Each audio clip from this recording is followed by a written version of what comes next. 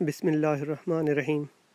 چوراہا، سرزنش سے سرکوبی تک۔ یہ شعر تو ضرب المثل بن چکا۔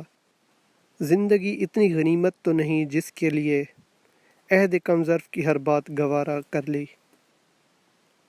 اور آج اسی شعر کے خالق برادر محترم اسلم گرداس پوری صاحب نے اپنی تازہ غزل سے نوازا ہے۔ پوری غزل تو چھوڑیں، مجھ سے تو اس کا مقطع ہی نہیں سنبھالا جا رہا کہ خدا تو صرف ان سے خفا ہے جو اس کے قانون کو پامال کرتے ہیں، ورنہ بے بسی اور بیچارگی بیچاری تو اس قابل ہی نہیں ہوتی کہ قانون قدرت میں کوئی رخ نہ ڈال سکے۔ لیکن یہ بھی قوانین قدرت میں سے ایک ہے کہ گیہوں کے ساتھ گھن بھی پیسنا ہوتا ہے۔ اوزان کی بخیہ گیری، رفو گری، سلائی کڑھائی، کشیدہ کاری شروع ہو چکی۔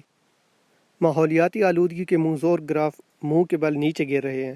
دریاؤں، جھیلوں، سمندروں اور آبشاروں سے لے کر جھرنوں تک کے پاکیزہ معصوم پانیوں کو قرار آ گیا، اور قطرہ قطرہ ایک دوسرے سے پوچھ رہا ہے کہ گند پھیلانے والی مخلوق کہاں غائب ہو گئی۔ عشروں بعد ہواؤں کو بھی سکھ کا سانس لینا نصیب ہوا، اور پرندے بھی گنگناتے ہوئے ایک دوسرے سے پوچھ رہے ہیں کہ ہمارے تمہارے دشمنوں پر کون سی آفت آ پڑی کہ بری طرح پسپائی کے بعد مورچوں میں جا چھپے۔ دور کیا جانا، گزشتہ 30-40 سالوں میں میں نے تتلیوں کو عنقا ہوتے دیکھا، چڑیاں طوطے روٹھ گئے، فاختائیں نایاب ہو گئیں، ہدہد دکھائی نہیں دیتے، جگنو کہانیوں میں دفن کر دیے گئے، کونجیں جانے کہاں چلی گئیں، گلہریاں سیرگاہوں میں بھی نظر نہیں آتیں، انسان آسمان کا نیلا رنگ بھی نگل گیا۔ نئی نسل کے نزدیک آسمان نیلا نہیں مٹیالہ سا ہوتا ہے۔ موسموں کا حشر نشر کر دیا۔